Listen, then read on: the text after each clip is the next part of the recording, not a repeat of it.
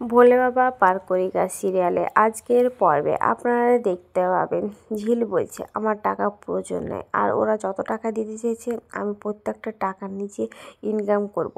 হয়তো তোমরা ভাবছো যে আমি বড় বড় কথা বলছি, কিন্তু দেখো একদিন আমাদের এই লড়াইটা এত দূরে যাবে, এই গানের লড়াইটা একদিন আমরা অনেক বড় হব, তোমরা একবার মাথায় রেখো। কিন্তু হ্যাঁ, আমাকে যতটা অপমান করছে ততটা অপমান করে নিক, এসব বলে। তখন ওর বন্ধুরা বলে, আচ্ছা ঝিল, একটা কথা বলতো, তোর তো ওই বিয়েটা পছন্দই না, তাহলে তুই কেন কান্না করছিস? তখন বলে, তার জন্য আমি কান্না করছি না, আমাকে অপমান করছে, আমি অপমানিত হচ্ছি ওর সঙ্গে জড়িয়ে, তাই আমার কষ্ট হচ্ছে, তাছাড়া আমার কিছুতেই কান্না পাচ্ছে না, এইসব বলছে। এদিকে ঝিলের বন্ধুরা বলে যে ও তো বলেছে তোকে ও ভালোবাসে, মেনে নিয়েছে, এসব বলে। তখন ঝিল বলে যে কি, আর তাছাড়া ও তো আমাকে অপারেশনের আগে কত কি বলল, সেটা তো কথার কথা নাকি?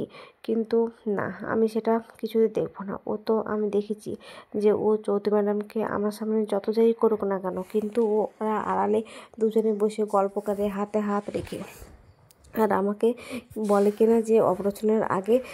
তখন ওর মা বলে, কি বলে বল। তখন ওর বন্ধুরা বলে, কি হলো বলছিস না কেন? তখন ও মনে মনে বলে, আমাকে তো বলেছিল ও আমাকে খুব ভালোবাসে, আমি নাকি ওর বউ, এসব ভাবতে থাকে। তখন ঝিলের মা বলে, কী রে ঝিল, চুপচাপ হয়ে গেলি কেন, মন খারাপ? তখন বলে, চল আমরা সবাই মিলে যাই, তোকে ডক্টরটা দেখে নিয়ে আসি। তখন বলে, হ্যাঁ চলো। তখন ঝিলের বন্ধুরা বলে, তোকে তো ও খুব কেয়ার করে রে, তাহলে তুই মন খারাপ কেন করছিস? তখন ঝিল বলে, ও কোথার কথা, ওদের বাড়ির মানুষেরা যেটা সিদ্ধান্ত নিয়েছে সেটাই কিন্তু ঠিক, ওটা লোক দেখানো।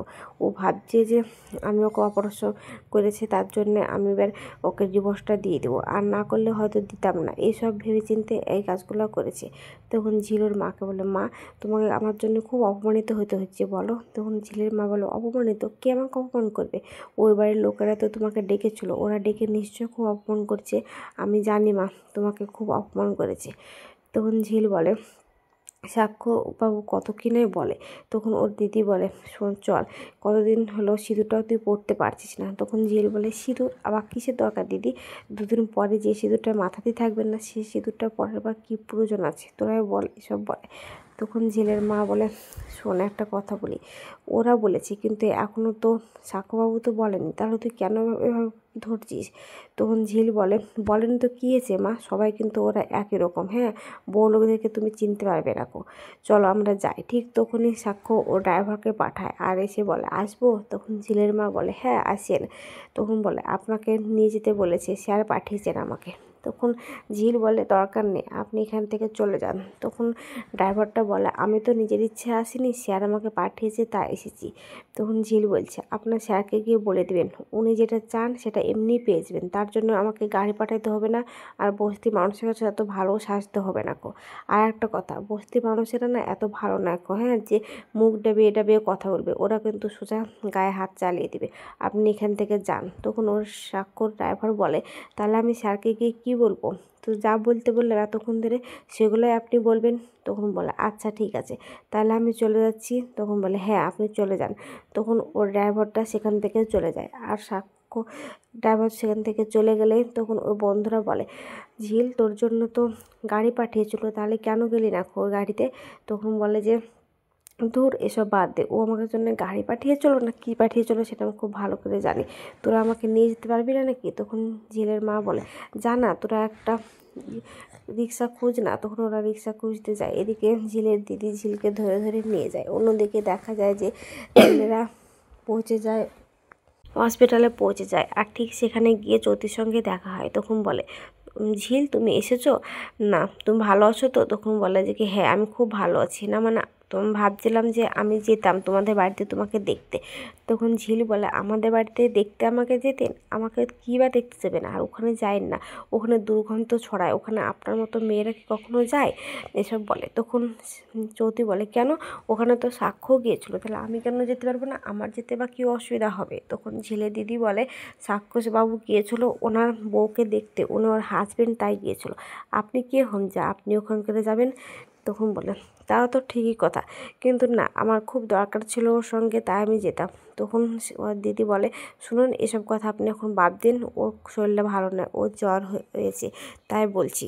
জ্যোতি বলে, ও জ্বর হয়েছে, বারবার করে তো বলা হয়েছিল আপনাদেরকে যে অপারেশনের পরে কিন্তু জ্বরটা ভালো না, তবুও আপনারা ঠিকভাবে দেখাশোনা করেননি মনে হয়, তো সে কারণেই জ্বর হয়েছে। তখন ঝিলের মা বলছে, আমরা খুব ভালোভাবে যত্ন নিয়েছি, যতটুকু আমাদের করা কর্তব্য ঠিক ততটুকুই, তা আপনাকে বেশি বাড়াবাড়ি করতে হবে না।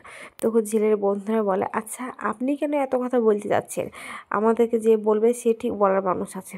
তখন জ্যোতি বলেন, না আমি বলতে চাচ্ছি ওকে যে আমরা চাই যে ও ডিভোর্সটা দিয়ে দেখ সাক্ষ্যকে, কারণ আমাদের বিয়ের আর সময় নেই, খুব তাড়াতাড়ি আমরা দুজনকে বিয়ে করতে চলেছি। তখন ঝিল বলে, ঠিক আছে আমি দিয়ে দেবো, বললাম তো আমিও তো অকৃতজ্ঞতা না, আমি জানি যে সব কিছু করেছে ও আমার কাছ থেকে ডিভোর্সটা পাওয়ার জন্য নাকি। তখন চৌধুরী বলে, একদম ঠিক বলেছো, ও না যত বড় শত্রু হোক না কেন তার সঙ্গে কিন্তু ভালোভাবে বন্ধুত্ব করে, আর তারপরে ওর কাজটা কিন্তু হাসিল করে নেয়। তাই তো দেখো তোমার সঙ্গে ভালোভাবে বন্ধুত্ব করলো, তারপরে কিন্তু এখন আস্তে আস্তে তোমার কাছ থেকে ডিভোর্সটা পাওয়ার কথা বলছে নাকি। তখন ঝিল বলছে, আমি বললাম তো আমি অকৃতজ্ঞতা না, আমি বেইমান না, আমি যখন বলেছি ডিভোর্সটা দিয়ে দেবো তখন আমি দিয়ে দেবো, ও আমাকে যেদিন কাগজটা এনে দেবে আমি সেদিনই ওই কাগজে সইটা করে দেবো। তখন চৌধুরী বলে, না না মা, ও তোমাকে কখনো ডিভোর্স পেপারটা এনে দেবে না, সেটা তোমাকে যেভাবে হোক ব্যবস্থা করে ওই কাগজে সই করতে হবে। তখন ছেলের মা বলে, কেন, ও যখন ডিভোর্স চায় তখন ও কেন কাগজটা এনে দেবে না। তখন বলেন, না ও তো খুব বস্তির মানুষ থেকে খুব ভয় পায়, ও তো ভয় পেয়ে আছে সে কারণে। তখন ঝিলের মা বলে, যদি সাক্ষ্যবাবু নিয়ে এসে দেয় ডিভোর্স পেপারটা ও অবশ্যই সই করবে। তখন জ্যোতি বলে, ও তো কোনোদিন এনে দেবেও না, তাই বলছি যে কি যা করার ঝিলকেই করতে হবে। তখন ঝিল বলছে, আপনি একদম চিন্তা করবেন না। তখন জ্যোতি বলে, না আর তাছাড়া তো আমার কাছে কাগজটাও আছে। তখন ঝিলের দিদি বলে, আচ্ছা আপনি কেন এত কথা বলতে চাইছেন, ওরা দুজন দুজনকে ডিভোর্স দেবে সেটা ওরা দেখে নেবে।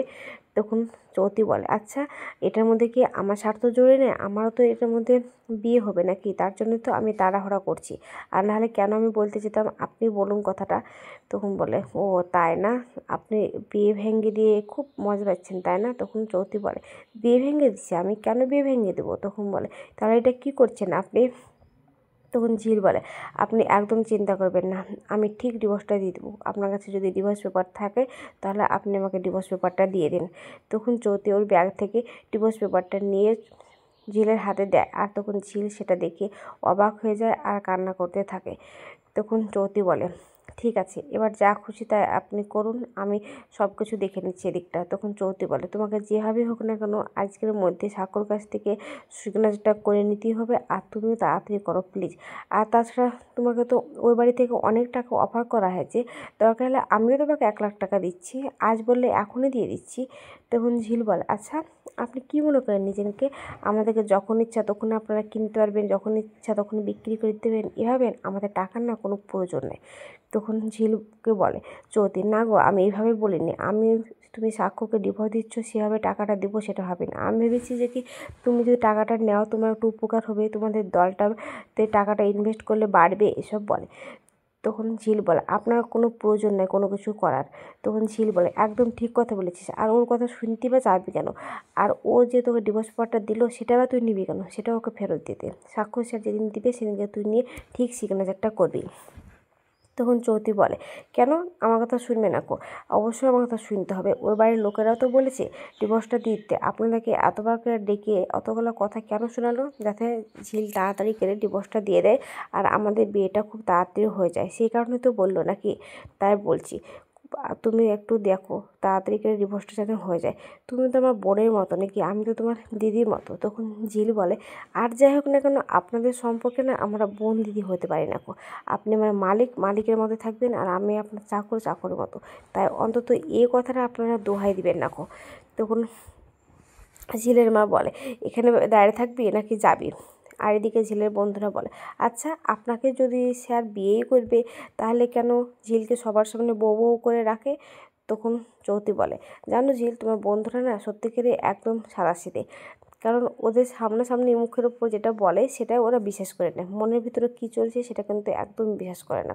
তখন ওর বন্ধুরা বলে, তাছাড়া ওকে তো সবসময়তেই বলে বউ। তখন বলে, না বউ বললে তো ওকে অপারেশনটা করতে দিত না, আর অপারেশনটা যদি না করতো ও তারপর যদি টেবিলে কিছু হতো তাহলে তো সবটাই ওর পড়তে যেত নাকি, তাই তো ও ভালোভাবে ওর দায়িত্ব নিয়ে ওকে নিজে হাতে অপারেশনটা করলো, যাতে ঝিল অন্তত ওর প্রতি একটু কৃতজ্ঞতা পর থেকে ওকে ভালোভাবে ডিভোর্সটা দিয়ে দেয়। এই কারণে সব কিছু কিন্তু করেছে ও, তাছাড়া এর পেছনে কোনো কারণ নেই। আমি তো জানি আমার সঙ্গে তো সব কিছু বলেছে নাকি, এসব বলে। তখন ঝিল বলে, আপনাকে এত কিছু ভাবতে হবে না। তখন চৌতি বলে, ঠিক আছে ঝিল, আমি এখন স্বাক্ষর কেবিনে যাচ্ছি, তোমরাও সেখানে এসো। কিন্তু হ্যাঁ, আবারও বলছি, তুমি কিন্তু সাক্ষ্যকে দিয়ে আজকে ডিভোর্সটা করে নিও, আর তুমিও কিন্তু ওখানে ভালো মনে সিগনেচারটা করে দিও। বলে সেখান থেকে চৌতি চলে যায়। আর চৌতি যাওয়ার পরেই ঝিলের ওখানে মাথা ঘুরতে লাগে। আর তখন ওর মা আর দিদি বলে, তোর মাথা ঘুরছে? তখন বলে, না আমার কিছু হয়নি। তখন ঝিল একটা দেওয়াল ধরে মনে মনে ভাবতে থাকে, আমিও তো এই বিয়েটা মানি না, তাহলে যতবার এই বিয়েটা ভাঙার কথা উঠে আসে ততবার কেন আমার কান্না পায়, কেন আমি কষ্ট পাই? আমি তো মন থেকে চাই না এই বিয়েটা থাকতে।